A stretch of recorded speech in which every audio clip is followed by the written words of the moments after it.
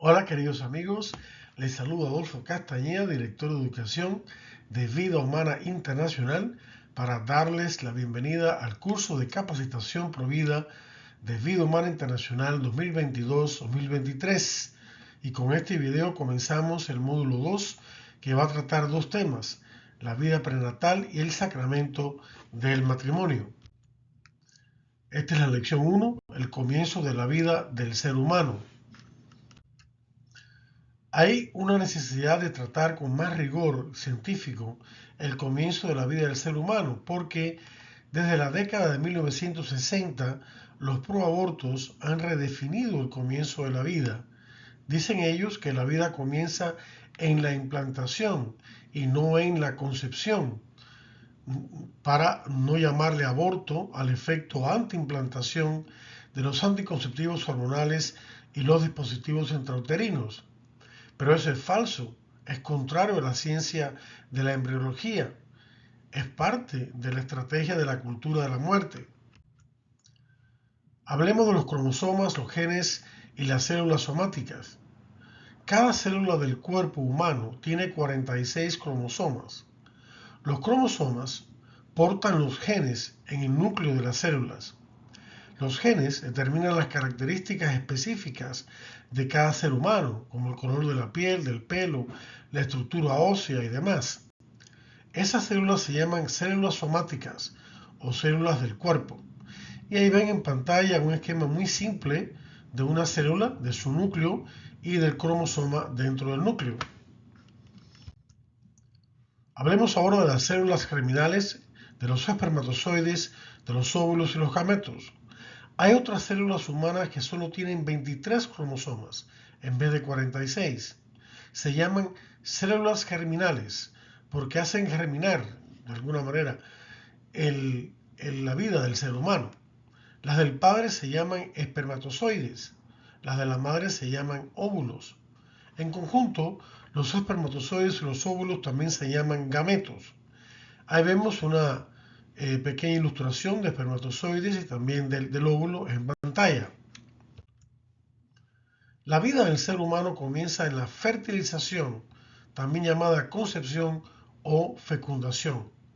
Cuando un espermatozoide fertiliza o fecunda un óvulo, se unen los 23 cromosomas del padre con los 23 de la madre y se forma una nueva célula humana con sus 46 cromosomas.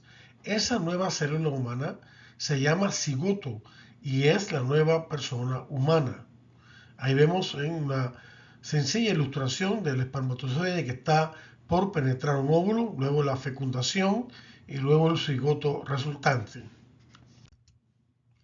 Todos los textos y diccionarios de embriología humana afirman que la vida comienza en la concepción. Ahí tenemos en pantalla una lista parcial de estos textos y diccionarios. Y en esta otra diapositiva continúa esa lista parcial y uno de los textos más conocidos de este tema. La siguiente diapositiva que vamos a mostrar muestra las cubiertas de algunos de los principales textos de embriología y fetología que, al igual que aquellos cuyos títulos acabamos de mostrar, se utilizan en las más prestigiosas escuelas de medicina del mundo. De nuevo agradecemos al Dr. Brian Close el que nos haya facilitado estas imágenes. Las mismas se encuentran en uno de sus varios PowerPoints, en este caso en el capítulo 15, sección 5 de sus Human Life International Training Sessions. Estas sesiones y muchas otras informaciones providas en inglés del Dr. Close se pueden adquirir poniéndose en contacto con él por medio de su correo electrónico que mostramos en pantalla. bclose@hli.org. Y es aquí lo que habíamos anunciado. Vemos las portadas de estos textos y diccionarios de fetología y embriología humana, todos los cuales unánimemente proclaman que la vida del ser humano comienza en la fertilización, concepción o fecundación. Aquí vemos un poco el desarrollo del embrión en su división celular. El término embrión es el término científico que se utiliza para hablar del bebé no nacido desde su concepción hasta el final de la 8ª semana. La palabra feto es el término técnico que los científicos utilizan para referirse al bebé no nacido desde el comienzo de la 9ª semana hasta el nacimiento. El embrión sigue siendo un ser humano, simplemente sigue desarrollándose por medio de la división celular. Y vemos una muestra parcial de esta división celular en pantalla, el cigoto a las 24 horas, luego el estadio de 8 células a las 60 horas, luego lo que llamamos mórula, que es el mismo cigoto, ahora se adquiere ese nombre un tiempo después, y la vemos aquí a las 80 horas, y el blastocisto, que nombre que adquiere ya más tarde, y lo vemos aquí a las 100 horas de concebido. Hablemos de la implantación. El nuevo bebé fue concebido en la trompa de falopio, según vemos ahí en la sencilla descripción o imagen que vemos en pantalla. A los 5 o 7 días de concebido,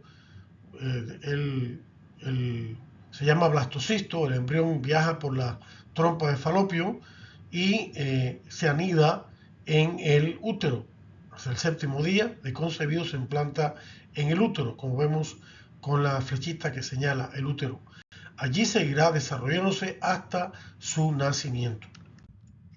Y bueno, queridos amigos, esto es lo que queríamos compartir con ustedes en este primer video de este segundo módulo que trata el tema de la vida prenatal desde su inicio y de también más tarde el sacramento del matrimonio.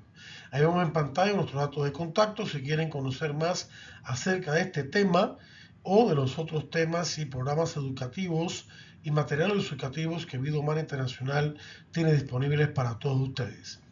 Muchas gracias por la atención prestada y que el Señor les bendiga.